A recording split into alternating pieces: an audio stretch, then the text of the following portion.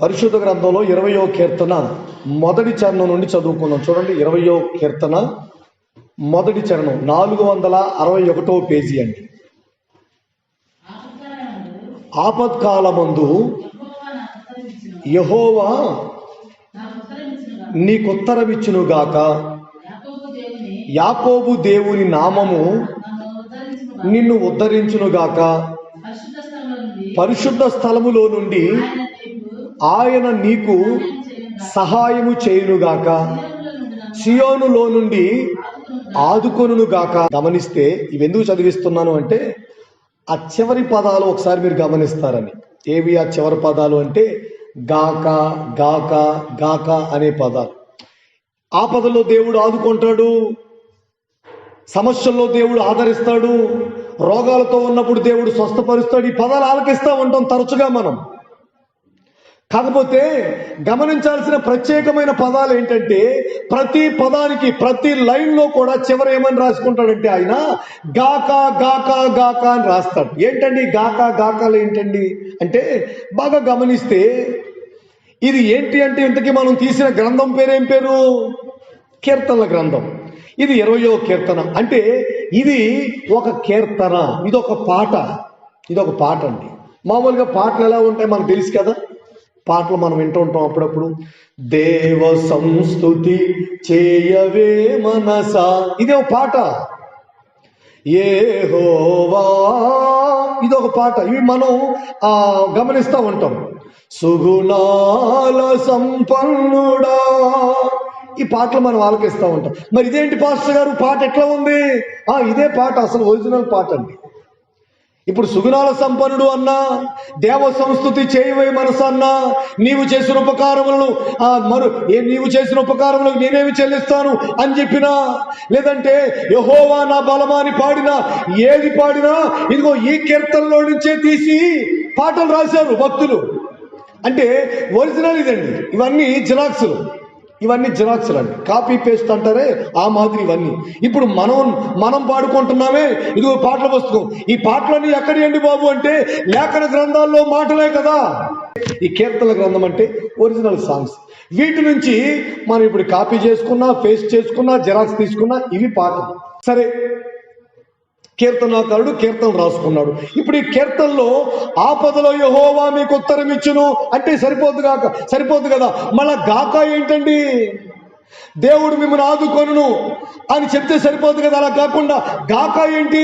దేవుడు మిమ్మల్ని ఆదుకొనును గాక ఏంటి?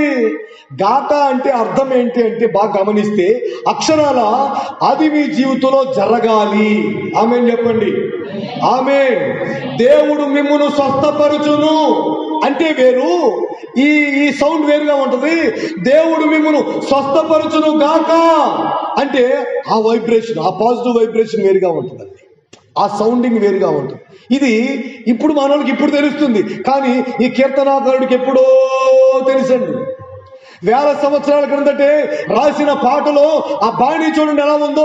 ఏమంటాడు అంటే, యెహోవా నిన్ను ఉద్ధరించునుగాక, యాకోబు దేవుని నామము నిన్ను ఉద్ధరించునుగాక అంటే అక్షరాల ఈయన ఏదైతే పలుకుతున్నాడో ఆ పలుకు వినేవారి జీవితాల్లో, చదువుకునే వారి జీవితాల్లో అక్షరాల జరిగి తీరాలి.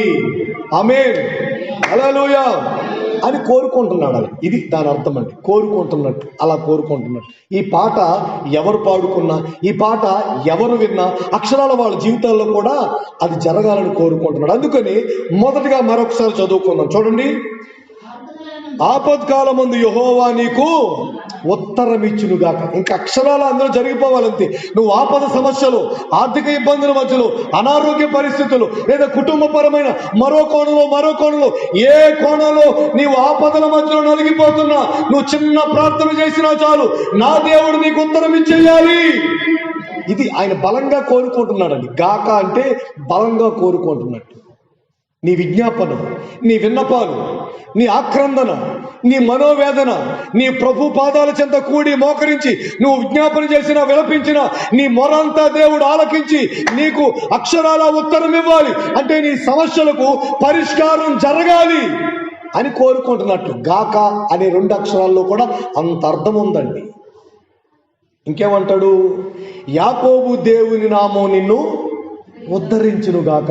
దేవుడు ఉద్ధరించునుగాక అంటే అలా కూడా మనకు అర్థమవుతుంది. చూడండి, ప్రతి లైన్ కూడా పాటను చాలా ఈజీగా తీసుకుంటాం. మనం పాట ఏదో చాలా సింపుల్గా తీసుకుంటాం, కానీ ప్రతి లైను ప్రతి పదం కూడా చాలా అర్థం అండి. అక్కడ దేవుని నామం మిమ్మల్ని ఉద్ధరించునుగాక అనకుండా యాకోబు దేవుడు అంటాడు. ఎందుకని మరలా అక్కడికి వెళ్ళాడు ఈయన పెద్ద ఆయన? అక్కడికి ఎందుకు వెళ్ళినట్టు యాకోబు గారి దగ్గరికి అంటే, బాగా గమనిస్తే యాకోబు గారు ఒంటరిగా ప్రాణభయంతో పరిగెత్తాడు. ఒంటరి అయిన వాడు ఏమయ్యాడంటే తర్వాత వేల జనముగా మార్చబడ్డాడు. ఆమేన్, హల్లెలూయా. ఒంటరి అయిన వాడు వేల జనముగా మార్చబడ్డాడు.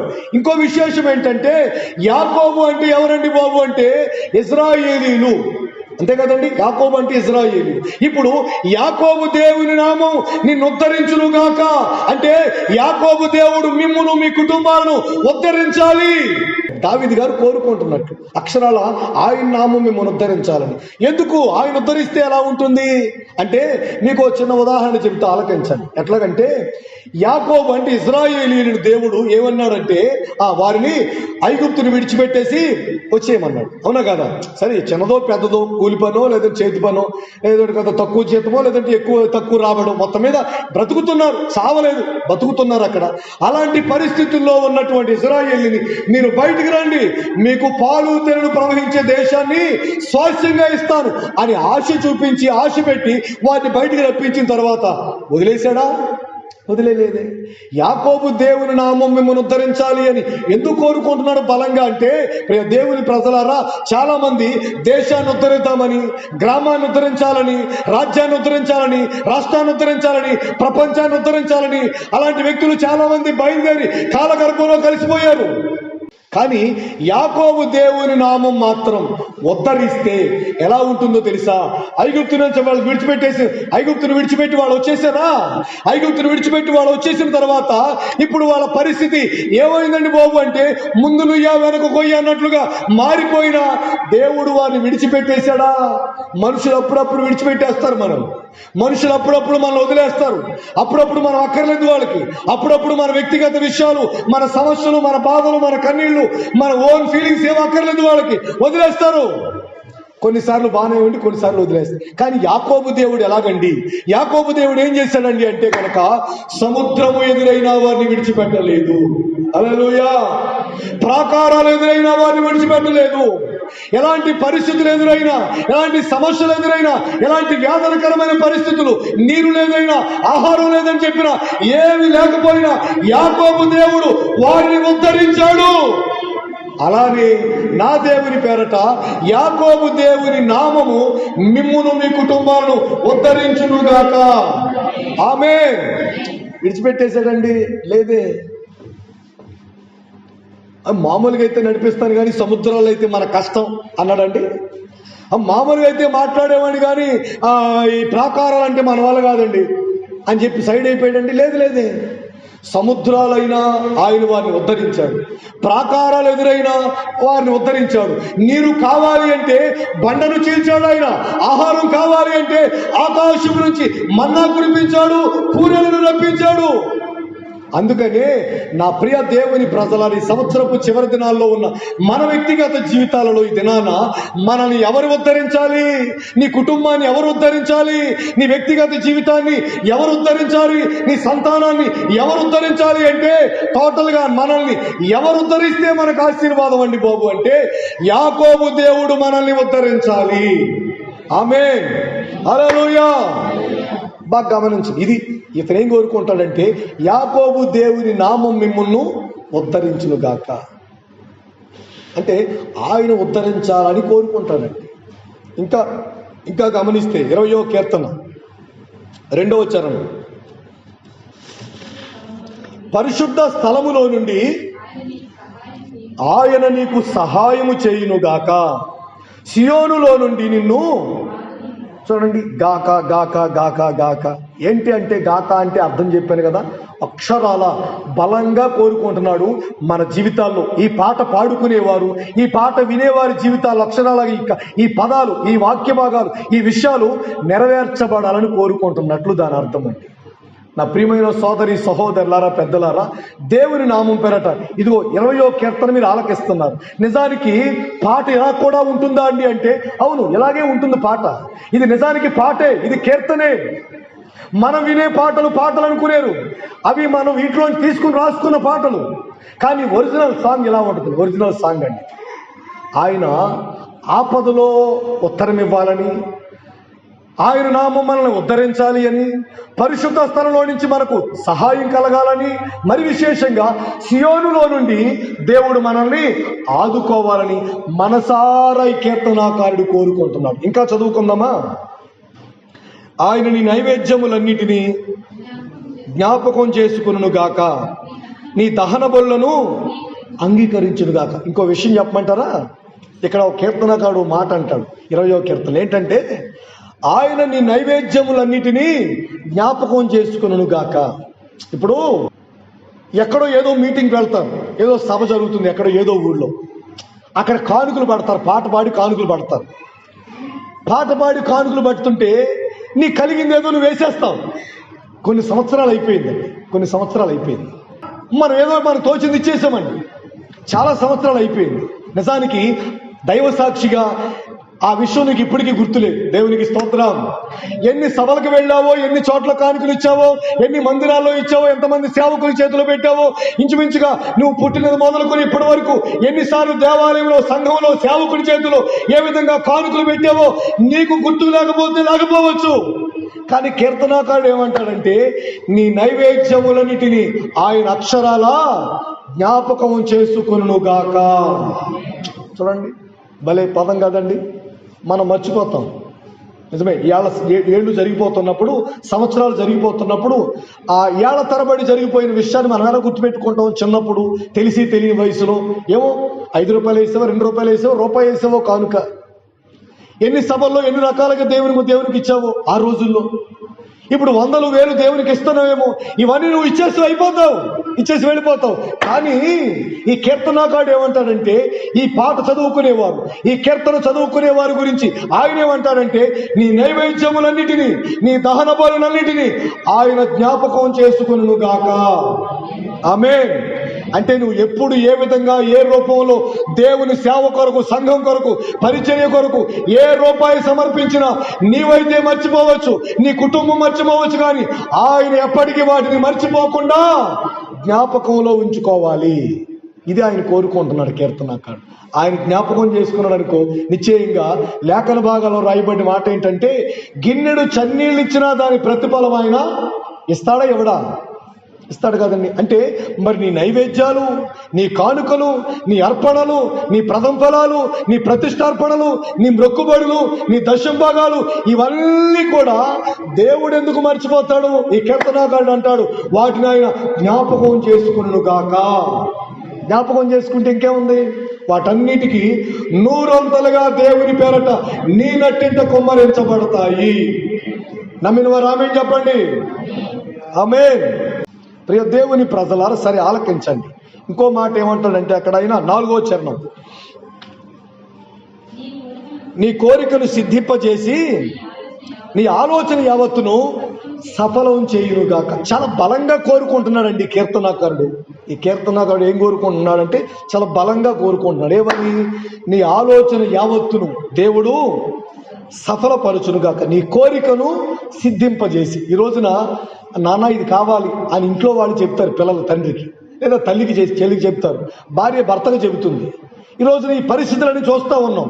కొన్నిసార్లు మన కోరికలు చంపేసుకుంటాం. కొన్ని ఆశలున్నా ఇలా వెళ్ళాలి, అటు వెళ్ళాలి, ఇటు చూడాలి, అది చూడాలి, ఇది చూడాలి, ఇది తినాలి, ఇలా కొన్ని విషయాలు మన మనసులో ఉన్నప్పటికీ కొన్ని పరిస్థితులు బట్టి, కాలానుగుణంగా కొన్ని పరిస్థితులు బట్టి మనం వాటిని వదిలేస్తామండి. అయితే ఈయన అంటాడు, దేవుడు నీ హృదయంలో ఉన్న ఏ కోరిక అయితే ఉందో నిశ్చయంగా దాన్ని సిద్ధింపజేసి, అంటే దాన్ని నెరవేర్చి నీ ఆలోచనలన్నిటినీ దేవుడు సఫలపరచునుగాక అంటాడు. ఈ కీర్తన చదువుతున్నప్పుడు, మామూలుగా పాటలు పాడుకుంటున్నప్పుడు ఇలా చప్పట్లు పడతాం. దేవ సంస్తుతి చేయవే మనసా అని చప్పట్లు కొట్టుకుంటాం మామూలు పాటలు పాడుకుంటుంటే. కానీ ఈ పాట పాడేవారు వినేవారు ఏమనుకుంటారండి బాబు అంటే, చప్పట్ల సంగతి తర్వాత ముందు ఏమనుకుంటారండి బాబు అంటే, ప్రతి పదం దగ్గర కూడా ఆమేన్ ఆమేన్ ఆమేన్ ఆమేన్ అనుకోవలసిందే. ఆమేన్ అవునంటారా కాదంటారా? అంతే కదండి. ఇప్పుడు నేను చదువుతూ ఉంటాను, మీరు చూడండి ఏమంటారు. ఆపత్కాలమందు యెహోవా మీకు ఉత్తరం ఇచ్చును గాక.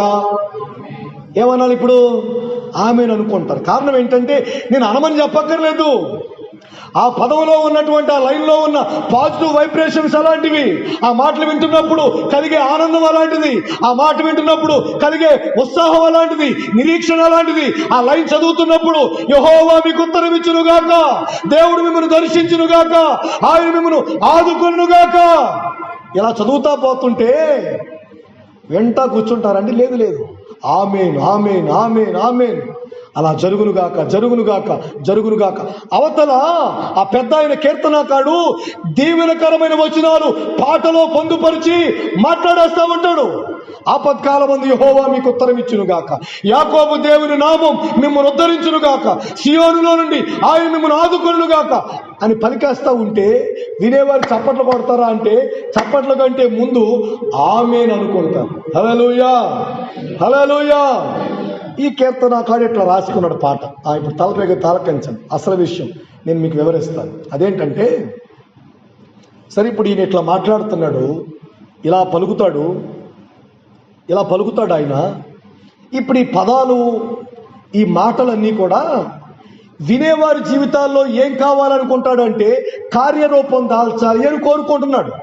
గాక గాక గాక అంటే దాని అర్థం ఏంటంటే, ఈ పాట ఎవరైతే పాడుకుంటారో, ఈ మాటలు ఎవరైతే వింటారో వారి జీవితాల్లో అక్షరాల ఇవన్నీ కూడా నెరవేర్చబడాలి అని కోరుకుంటున్నాడండి. సరే, నెరవేర్చబడాలని కోరుకుంటున్నాడు. ఇవన్నీ నిజానికి అతను నెరవేర్చబడాలి అనుకుంటున్నాడు. నెరవేర్చబడతాయా? గాక గాక గాక గాక గాక అంటూ ఇన్ని విషయాలు పాటలో పొందుపరిచాడు కదా. ఈ పాట ప్రజలకు ఆశీర్వాదకరంగా ఉంటుందా? ఈ పాట ప్రజలకు దీవెనకరంగా ఉంటుందా? ఈ పాట వల్ల వినేవారికి ప్రయోజనం కలుగుతుందా? అక్షరాల కలుగుతుంది. ఎప్పుడు అంటే మరో ఈ పాట ఒక హాఫ్ చూసాం కదా, ఇప్పుడు సెకండ్ హాఫ్ చూద్దామండి. ఎప్పుడు అనేకులు మన జీవితాల్లో మనకు దీవెన వచనాలు పలుకుతారు. తలపైకి తాలకించండి. దీవెన వచనాలు పలుకుతారు. ఇప్పుడు నేనే ఉన్నా, మీకు దీవెన వచనాలు పలుకుతాను. మీరు ఇంటికి వెళ్ళి మీ కుటుంబాన్ని, మీ సంతానాన్ని, మీకున్న సమస్తాన్ని ఈ రోజున మీరు చూసినప్పుడు, ప్రభువా ఆకాశం నుంచి మీ సహాయం మాకు కలుగును గాక, మీ సహాయం మీ వ్యాపారంలో, మీ ఉద్యోగంలో, వ్యవసాయ రంగంలో, ఇలా అనేక కోణాల్లో మీరు నిలిచినప్పుడు, అయ్యా మీరు జ్ఞాపకం చేసుకోండి, అయ్యా మీ ఆశీర్వాదం దిగి రానివ్వండి అని మీరు చేలో నిలబడినా, వ్యవసాయంలో వ్యాపారంలో నిలబడినా, ఉద్యోగ రంగంలో నిలబడినా, ఎక్కడ నిలబడినా, అయ్యా పరలోకంలో నుండి, పరిశుద్ధ స్థలంలో నుండి మీ సహాయం దిగి వచ్చునుగాక అని మీరు కోరుకున్నారనుకోండి, అక్షరాల దేవుడు కార్యాలు చెయ్యాలి మీరు కోరుకున్నప్పుడు. ఇప్పుడు ఈ కీర్తనకాడు కోరుకుంటున్నట్లుగా ఆకాశమందున దేవుడు మీకు సహాయం చేయాలని కోరుకున్నాడు. సియోనులో నుండి ఆయన మిమ్మల్ని ఆదుకోవాలని కోరుకున్నాడు. యాకోబు దేవుని నామం మిమ్మల్ని ఉద్ధరించాలి అని కోరుకున్నాడు. మీ కోరిక సిద్ధించాలి అని కోరుకున్నాడు. మీ ఆలోచన యావత్తు సఫలం కావాలని కోరుకున్నాడు. మీ నైవేద్యాలని దేవుడు జ్ఞాపకం చేసుకోవాలని కోరుకున్నాడు. ఇన్ని కోరుకున్నాడు కదా. మరి ఇతని కోరికలన్నీ, ఇతని ఆలోచనలన్నీ, ఇతని పాట మన జీవితానికి ఆశీర్వాదకరమైన బాటగా మార్చబడుతుందా అంటే నిశ్చయంగా మార్చబడుతుంది. ఎప్పుడు ఆ కార్యం జరుగుతుంది అంటే గనక, మన వ్యక్తిగత జీవితాల్లోనైనా లేదా ఈ కీర్తనాకారుడి మాటలైనా మన మాటలైనా ప్రజలకు ఆశీర్వాదకరంగా ఉండాలి అంటే, నీ మాటైనా నా మాటైనా ఈ కీర్తనాకారుడి మాటైనా ప్రజలకు దీవెనకరంగా ఉండాలి అంటే, నీ నోటి మాట నా నోటి మాట అనేకుల జీవితానికి దీవెనలు, ఆశీర్వాదాలు తీసుకొచ్చేదిగా ఉండాలి అంటే మనం ఎలా ఉండాలి? ఫస్ట్ ఆఫ్ మనం ఎలా ఉండాలి అంటే, ఇప్పుడు 5వ చరణం చదువుకుందాం. చూడండి. యెహోవా నీ రక్షణను బట్టి మేము జయోత్సాహము చేయుచున్నాము. అయ్యా దావీదు గారు, పెద్ద ఆయన, ఓ కీర్తనాకారుడా, ఏం చేస్తున్నారు మీరు? నేనండి ప్రజలందరికీ దేవుని సహాయం కలగాలని కోరుకుంటున్నాను. ప్రజలందరినీ దేవుడు ఆదుకోవాలని కోరుకుంటున్నాను. యాకోబు దేవుని నామం వారిని ఉద్ధరించాలి అని కోరుకుంటున్నాను. ఆపత్కాలంలో దేవుడు వారికి ఉత్తరం ఇవ్వాలని కోరుకుంటున్నాను. వారి బలులు అర్పణలు దేవుడు జ్ఞాపకం చేసుకోవాలని కోరుకుంటున్నాను. వారి కోరికలు సిద్ధించాలి అని కోరుకుంటున్నాను.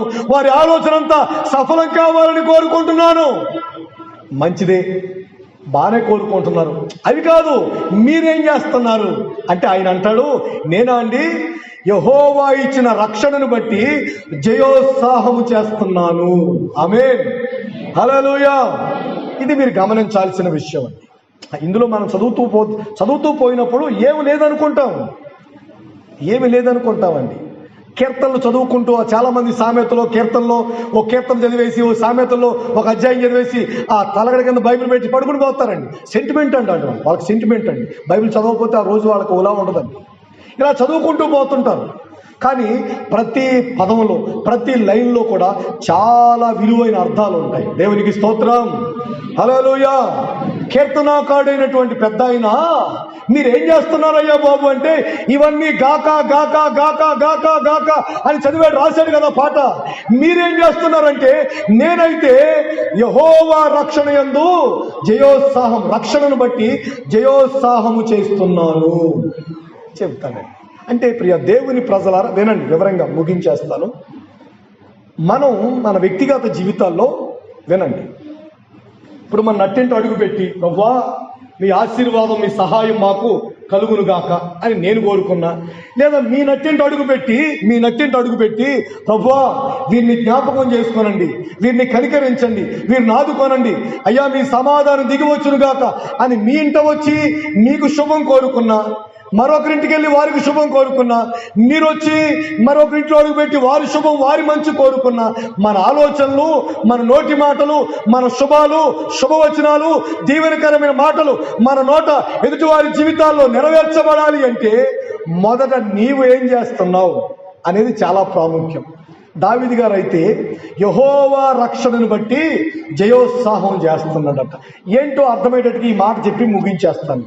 ఇంకా చాలా విషయాలు ఉన్నాయి ఇందులోనే, కాకపోతే సమయం సరిపోదు కనుక ఈ మాట చెప్పి ముగిస్తాను. ఎట్లా అంటే, రక్షణను బట్టి దావీదు గారు జయోత్సాహం చేస్తాడు. జయోత్సాహం అంటే, ఇప్పుడు జయోత్సాహం అనే దాన్ని ఏమంటారంటే, మనకు అర్థమయ్యే భాషలో చెప్పాలంటే, పూర్వం ఒక 20 ఏళ్ల కిందట పంచాయతీ ప్రెసిడెంట్ గెలిచాడు అనుకోండి, ప్రెసిడెంట్గా ఊరంతా ఏం చేసేవారండి, ఊరేగింపుగా వస్తూ ఉండేవారు.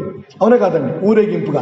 వాళ్ళ గుర్తు కాగడా అనుకోండి, ఒక 20-50 మంది కాగడాలు పట్టుకుని వస్తూ ఉంటారు మా ముందు, డ్రమ్ములు, బాజాలు, భజంత్రులు, గొడవ అండి. వాళ్ళ గుర్తు గుర్రం అనుకోండి, ఒక పెద్ద గుర్రాన్ని తీసుకువస్తారండి ఊళ్ళోకి. వాళ్ళ గుర్తు కోడి అనుకోండి, కోడి పుంజు అనుకోండి, ఆ కోడి పుంజుని పట్టుకుని 20 మంది కోడి పుంజులు పట్టి తిరుగుతూ ఉంటారండి. అదొక అలా హడావుడి చేస్తుంటారు. దాన్ని విజయోత్సాహం లేదా జయోత్సాహం అంటారు.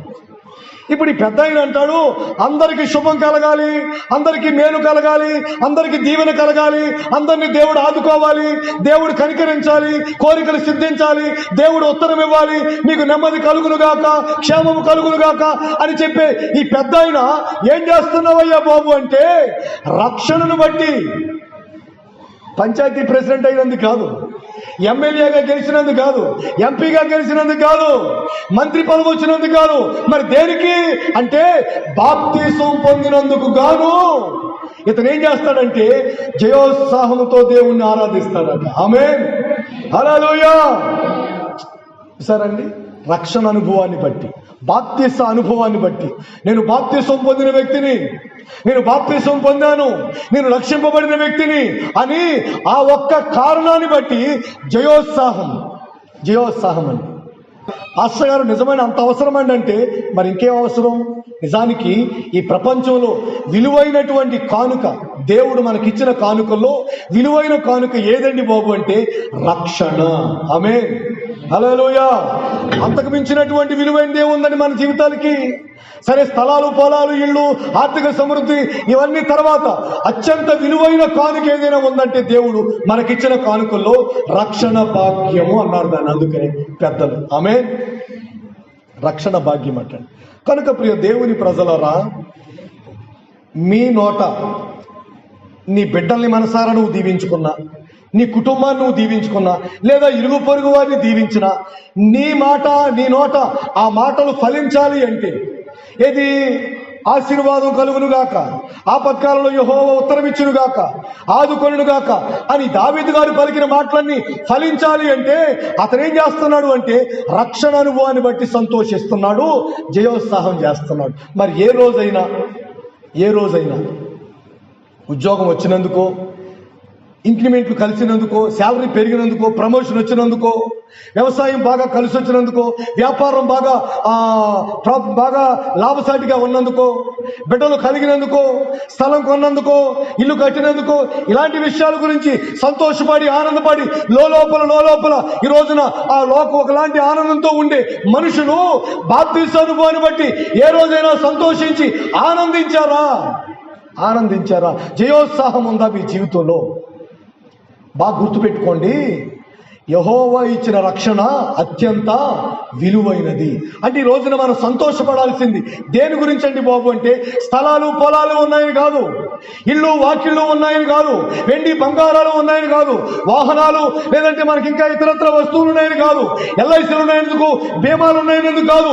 దేని గురించి సంతోషించాలి అంటే ఈ రోజున క్రైస్తవునిగా క్రీస్తును ఆరాధించే నీ వ్యక్తిగత జీవితంలో కేవలం నువ్వు సంతోషపడి ఆనందపడాల్సినటువంటి అత్యంత విలువైన విషయం ఏమిటంటే యేసు క్రీస్తు నామం పేరట నమ్మి మారు మనసు పొంది బాప్తిస్మం పొందిన రక్షింపబడిన వ్యక్తిగా నీవు జీవిత కాలం కూడా సంతోషించి ఆనందించి జయోత్సాహము చేయాలి. ఆమేన్, హల్లెలూయా.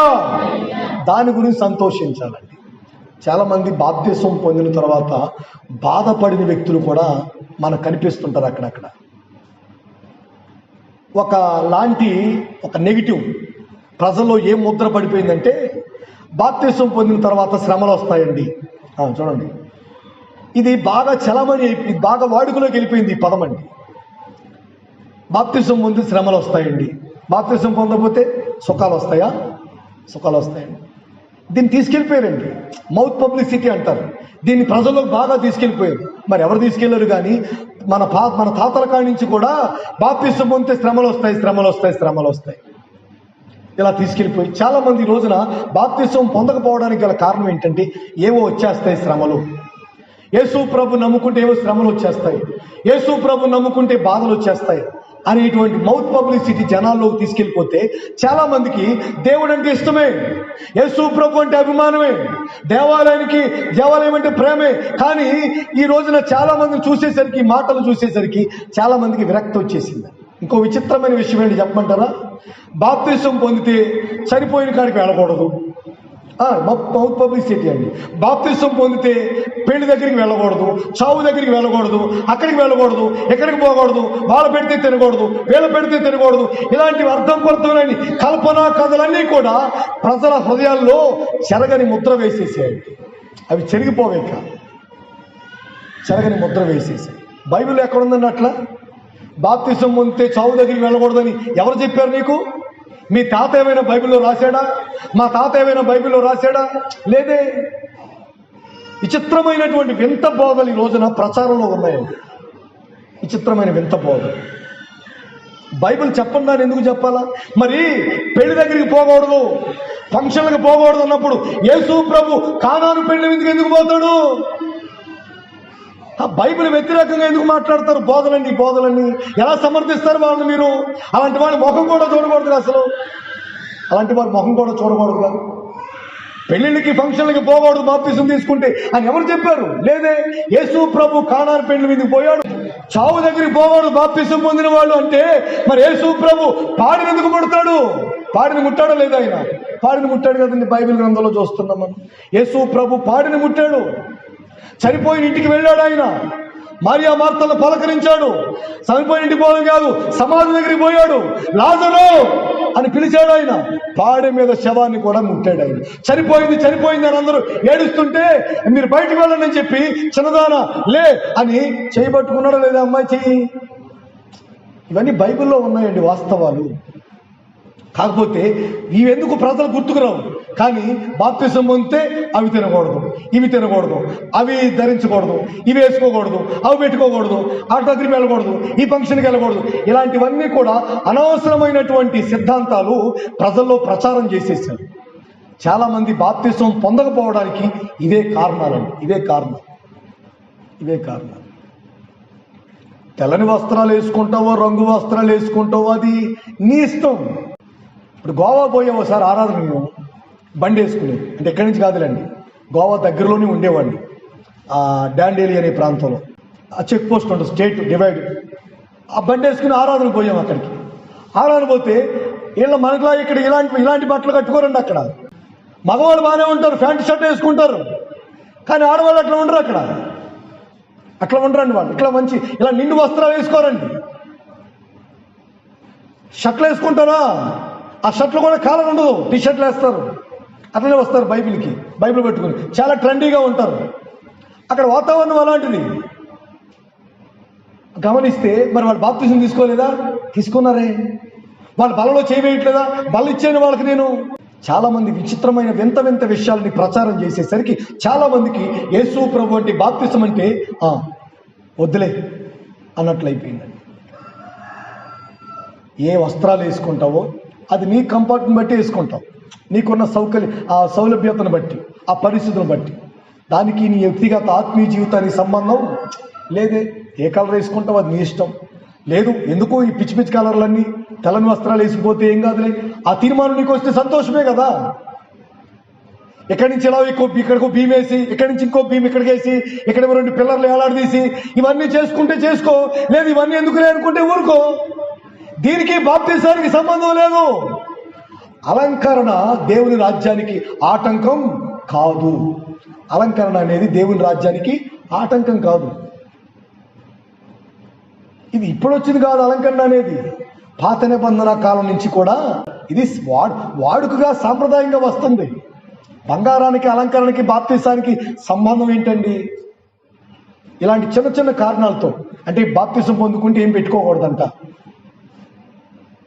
ధరించండి, ఆ పెట్టుకోకపోతే మేము ఉండలేమని చస్తామంటారా? పెట్టుకోవచ్చు, దానికి తప్పే ఉందండి. బాప్తిసం విలువైనది. అలంకరణ అనేది దేవుని రాజ్యానికి ఆటంకం కాదు. జడేసుకుంటారు, ముడేసుకుంటారు, ఎవరి తీర్మానం వాళ్ళది. అలంకరణ అంటే అందానికి కాదు అసలు. నిజానికి వాడుకలో ఉండడం మంచిదే. బంగారమైనా, వెండైనా, రాగైనా మన శరీరానికి తగలడం మనకు ఆరోగ్యం అనేది పెద్దల సాంప్రదాయం. అందుకే కదా రాగి పాత్రలో నీళ్ళు తాగమని చెప్తారు కదండి. ఎందుకు చెప్తారు? ఊరికినేనండి. కాకపోతే చూడడానికి కాస్త లుకింగ్ బాగుంటుంది కనుక బంగారం ధరిస్తూ ఉంటారు. రాగి ఉంగరాలు పెట్టుకునేవారు ఉన్నారు, రాగి కడియాలు ధరించేవారు ఉన్నారు, చాలా మంది ఉంటారండి. వెండి మొలతాలు పెట్టుకునేవాళ్ళు. ఇదంతా ఆరోగ్యానికి సంబంధించిన విషయం, కానీ బాప్తిసానికి సంబంధించిన విషయం కాదు. చాలా మంది ఇట్లా నేర్పేసి, ఇలా చేసేసి చాలా మందిని బాప్తిసానికి దూరం చేసి పడేశారు. ఈ పెద్ద ఆయన అంటాడు, ఈ దినాన నీ నోట శుభవచనాలు నీ జీవితంలో నెరవేరాలి అన్నా, నీ నోట శుభవచనాలు నీ భర్త జీవితంలో, నీ భార్య జీవితంలో, నీ పిల్లల జీవితంలో నెరవేరాలి అంటే మొదటగా నీవు దేన్ని బట్టి సంతోషించి ఆనందించి జయోత్సాహం చేయాలి అంటే ఉన్న వాటిని బట్టో, సంపాదించే వాటిని బట్టో, ఎల్ఐసిని బట్టో, లేదంటే ఇంకా బీమా పథకాలను బట్టో, ఉన్న పొలాలు స్థలాలను బట్టి కాదు. బాప్తిసం పొందిన వ్యక్తివైతే అందుని బట్టి నీవు సంతోషించాలి. ఆమేన్. నీ పిల్లలకు కూడా ఏ భరోసా రావాలి అంటే, మా అమ్మకి నెల పెన్షన్ వస్తుంది, మా నాన్నకి నెల జీతం వస్తుంది, ఇది కాదు వాళ్ళకి కావాల్సిన భరోసా. బాప్తిసం పొందింది నా తల్లి, బాప్తిసం పొందిన తండ్రి నా తండ్రి అనే సంతోషం, ఆ భరోసా పిల్లలకు కలగాలి. అలాంటి జయోత్సాహం నీ జీవితంలో ఉంటే నీ నోటి మాటలు ఎక్కడైనా ఫలిస్తాయి. ఆమేన్. హల్లెలూయా. తల వంచండి, ప్రార్థన చేసుకుందాం. ప్రార్థన.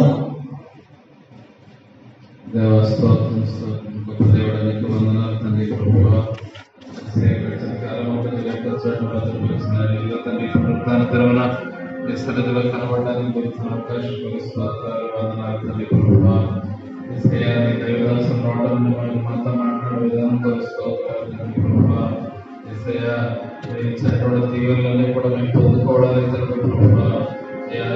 రక్షణార్థమైనటువంటి జీవితం, రక్షణార్థమైనటువంటి జీవితానికి దయచేయమని అడుగుతున్నాం. నీ రక్షణ అంటే భయపడే వారికి తండ్రి ప్రభు ఉన్న కట్టుబాట్లలో ప్రభు అనేక మంది ఛేదించుకొని బాప్తిస్తాలు తీసుకోవడానికి అవకాశాన్ని ఉన్నవారు స్తోత్రం స్తోత్రం తండ్రి ప్రభు ఈ లోకంలో జరుగుతున్న వాడి కంటే తండ్రి ప్రభు భిన్నంగా మేము ఉండడానికి సహాయం చేయడం స్తోత్రం స్తోత్రం తండ్రి ప్రభు నీకే వందనాలు తండ్రి ప్రభు స్తోత్రం కూడా దీవించండి ఆశీర్వదించండి తండ్రి ప్రాంతాలందరినీ కూడా మీరు క్షమించి నడిపించండి కుటుంబాన్ని జ్ఞాపకం చేసుకుని తండ్రి వారు చేసిన సేవా పరిచయం తండ్రి ప్రభు ప్రయాణాలను దీవించండి ఆశీర్వదించడం నానాటికి నాయక సంఘాలను విస్తరించమని అడుగుతున్నాను తండ్రి స్తోత్రాలు తండ్రి ప్రభు నీకే వందనాలు తండ్రి ప్రభు స్తోత్రాలు తండ్రి ప్రభు 2020 సంవత్సరం తండ్రి ప్రభు అయా అనేక ఆటపాట్ల మధ్య ప్రభావ మమ్మల్ని క్షేమంగా కాపాడయ్యా తండ్రి ఈ చివరి దినాల్లో మనం ఇచ్చినందుకు స్తోత్రం నీకే వందనాలు చెల్లిస్తుంది ప్రభు ఈ వారంతా ప్రభు నీ కాపుదల భద్రత ఇచ్చి నడిపించమని చేస్తున్నాము. ఆమేన్.